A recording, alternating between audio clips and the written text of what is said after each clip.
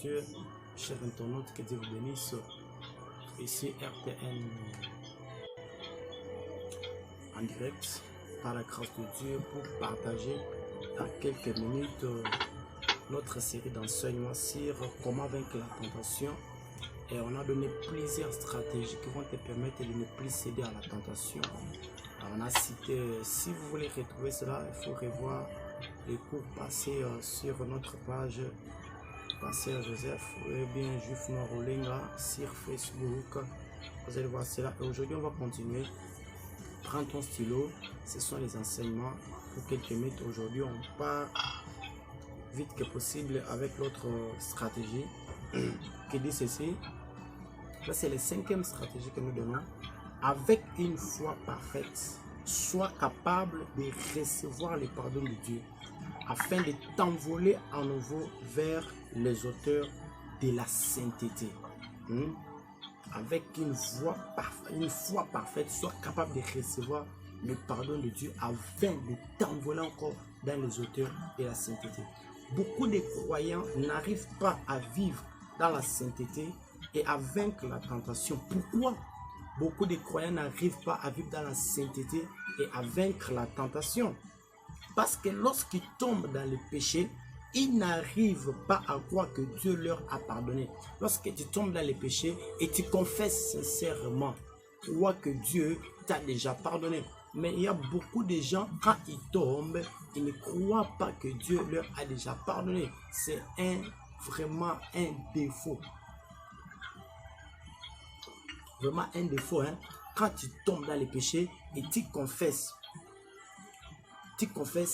ne sois pas en train de dire est-ce il m'a pardonné. Non, si réellement tu as confessé sincèrement, crois que l'Éternel est fidèle et juste, il a déjà pardonné tes péchés. Il n'arrive pas à croire que Dieu leur a pardonné, alors que la Bible dit, si nous confessons nos péchés, il est juste et fidèle pour nous les pardonner. Dans 1 Jean chapitre 1 verset 9, la Bible dit que si nous confessons nos péchés, il est juste et fidèle pour nous pardonner. C'est-à-dire que si tu confesses tes péchés, l'Éternel te pardonne déjà. Seulement si tu n'as pas fait sincèrement avec ton cœur. Mais si tu le fais sincèrement, l'Éternel t'a déjà pardonné. 7 fois les justes tombent, 7 fois ils se relèvent. Proverbe chapitre 24, verset 16. 7 fois les justes tombent, 7 fois les justes se relèvent. Il est mieux, tu peux tomber, mais l'essentiel, c'est pas de tomber, l'essentiel, c'est de se relever. Lorsque tu es tombé, tu reconnais que tu as péché, tu confesses et l'Éternel est juste pour te pardonner. Ceci n'est pas un encouragement au péché, mais la Bible dit que la grâce surabonde là où le péché a abondé. Ce n'est pas une occasion pour toi de pécher. Je vais tomber le juste parce que l'Éternel va me pardonner. Non, non, là où la grâce surabonde, le péché surabonde aussi. Là où la grâce surabonde, c'est là où le péché abonde. Romains chapitre 1, 6, verset 1. Romains chapitre 6, verset 1. Pécherons-nous pour cela? C'est à cause de cela que tu vas trouver la chance ou l'occasion de pécher. Non, loin de cette pensée. Lorsque tu es tombé dans la boue, tu dois en sortir. Sinon, tu y vivras. Lorsque tu es tombé dans la boue, il faut en sortir. Sinon, tu y vivras. Sinon, tu vas demeurer dans la boue. Lorsque tu vois que tu es tombé, ne reste pas. Ne reste pas. Sois fort. Lève-toi encore. Confesse tes péchés.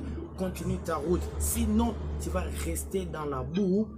Sinon, tu vas rester dans la boue. Ne reste pas dans la boue. Lorsque tu es tombé, lève-toi. Il ne faut pas rester. Tu dois être aussi capable de demander pardon à Dieu quand tu as péché. Accepter son pardon et croire que le Seigneur t'a réellement pardonné afin de continuer ta marche dans la sainteté. Lorsque tu te relèves, tu demandes pardon. Il faut aussi savoir comment demander pardon. Il y a d'autres personnes, même pour demander pardon à Dieu, c'est tout un problème. Lorsque tu sens que tu as péché, tu es tombé, bien-aimé, relève-toi. Relève-toi, confesse tes péchés. Il est fidèle et juste pour te pardonner. Ne reste pas avec une foi bizarre disant que il m'a pardonné. Non, mais crois que le Seigneur t'a déjà pardonné parce qu'il est fidèle et juste. Lève-toi, commence à marcher. J'espère que les gens vont vouloir parler, les gens vont vouloir condamner, mais ce qui t'intéresse, c'est ta relation avec Dieu. Relève ta tête encore, continue encore à marcher dans la sainteté parce que Dieu t'a déjà pardonné. Marche dans la sainteté et la pureté. Sinon, le diable te dira, si tu as péché une fois, pêche 2 fois, 3 fois, etc. Si tu ne te relèves pas après avoir péché une fois, le diable va intervenir dans ta vie pour te dire non encore, ajoute encore, pêche encore, continue encore de pécher. Non, quand tu pêches une fois, ne reste pas dans la boue. Relève-toi encore, confesse tes péchés et continue à marcher dans la pureté et dans la sainteté. Continue de marcher dans la pureté et la sainteté. Sinon, le diable viendra te dire non, c'est bon, il faut encore goûter les péchés. Bon, non, n'accepte pas cela, bien-aimé. N'accepte pas cela. N'accepte pas cela. N'accepte pas cela. Si tu as péché durant une année, pêche pendant 10 ans, te dira-t-il. Si tu as péché pendant une année, le diable vient, il va te dire quoi? Il t'encourage dans les péchés. Il te dit, continue encore à pécher. Il te dit, c'est encore 10 ans, c'est encore, ça ne fait rien. C'est bon, frère, c'est non, n'accepte pas, lève-toi, ne te condamne pas, confesse tes péchés. Et l'Éternel est juste et fidèle pour te pardonner. Et Jésus-Christ reviendra te trouver dans le péché et tu iras probablement en enfer. Si Jésus revient et qu'il te trouve dans le péché, automatiquement et probablement tu iras en enfer. En enfer, Pierre a péché, mais s'est repenti et est sorti de cette léthargie. Judas par contre a péché et est tombé dans la culpabilité et en a fait le frais en se pendant. Lorsque Pierre a péché, lui quand même il est revenu en arrière pour continuer sa route avec le Seigneur. Mais le cas de Judas, c'était vraiment pire jusqu'à... Il est parti même se pendre. Lorsqu'il est parti même se pendre. Il est tombé dans la culpabilité et en a fait les frais en se pendant. Ne tombe pas dans la culpabilité de Judas, bien-aimé. Ne tombe pas dans la culpabilité de Judas. Ne tombe pas dans la culpabilité de Judas. Les Judas sont ceux qui pêchent et qui n'arrivent pas à croire que Dieu peut les pardonner. Il y a les catégories de Judas. Il y a les gens qui ont les caractères de Judas. C'est-à-dire ces gens-là, lorsqu'ils pêchent, lorsqu'ils pêchent, non, lorsqu'ils pêchent ces gens-là, et n'arrivent pas à croire que Dieu peut les pardonner. Donc, tu vas retrouver ces gens de gens, il va te dire, ah, est-ce que Dieu va me pardonner? Ah, est-ce que c'est avec ce que j'ai péché? Non, il est fidèle et juste. Il pardonne tout péché. Il pardonne tout péché. Il est fidèle et juste pour nous pardonner. Les Simon-Pierre pêchent, mais sont capables de recevoir par la foi la grâce du pardon divin. Si tu veux vivre dans la sainteté et dominer sur l'obsession, il faut savoir confesser tes péchés. Tu vois, si tu veux vivre, si tu veux vivre dans la sainteté et dominer sur l'obsession, il faut savoir confesser tes péchés. Lorsque tu pêches, ne tarde pas. Lorsque tu pêches, ne tarde pas. Il faut confesser vite tes péchés à Dieu. Une fois que tu as succombé, afin de te relever et de continuer la course, parce que le chemin est encore long. Une fois que tu te retrouves succombé dans le péché, soit dans la tentation, relève-toi, demande pardon à Dieu et continue car le chemin est long, ne t'arrête pas en route. Jésus-Christ est à la porte. Il ne faudrait pas qu'il te trouve dans un péché. Jésus à la porte, bien-aimé. Jésus revient bientôt. Nous sommes déjà le temps de la fin. Il ne faut pas que Jésus te trouve dans le péché, sinon tu iras en enfer. Il ne faut pas que tu te trouves dans un péché parce que tu as été incapable de croire qu'il peut te pardonner et te gracier. Il est miséricordieux.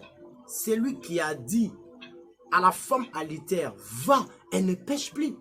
Notre Dieu miséricordieux, il dit à cette femme adultère, va, elle ne pêche plus. Pourquoi tu te culpabilises? Non, ne te culpabilise pas. Lorsque tu as péché, lève-toi. Continue ta route, confesse tes péchés, continue la route. Dieu est fidèle, va te pardonner. Comme il avait dit à cette femme, va et ne pêche plus. Ne te condamne pas, ne dis pas que ce que j'ai fait là, est-ce que, ne pousse pas des questions, ne dis pas est-ce que, confesse et délaisse, tu auras la miséricorde et tu peux continuer le chemin. Le chemin est long, arrête de te condamner, est-ce que, à cause de ce que j'ai fait, est-ce que Dieu va me pardonner? Prie avec moi là où tu es. Tu connais là où tu es tombé, je ne connais pas. Je te dis bien hein, que Dieu est fidèle, Dieu ne te condamne pas. Les gens de ce monde peuvent te condamner, mais Dieu ne te condamne pas. Au contraire, Dieu dit, hein, venez à moi vous tous qui êtes fatigués et chargés, et moi je vous donnerai du repos. Viens à lui, il va te pardonner. Ne te condamne pas. Fais une prière de confession avec moi. Prie, prie, prie, prie, prie, prie, prie, prie, prie, prie, prie, prie, prie. Confesse tes péchés vers Dieu. Demande pardon à Dieu.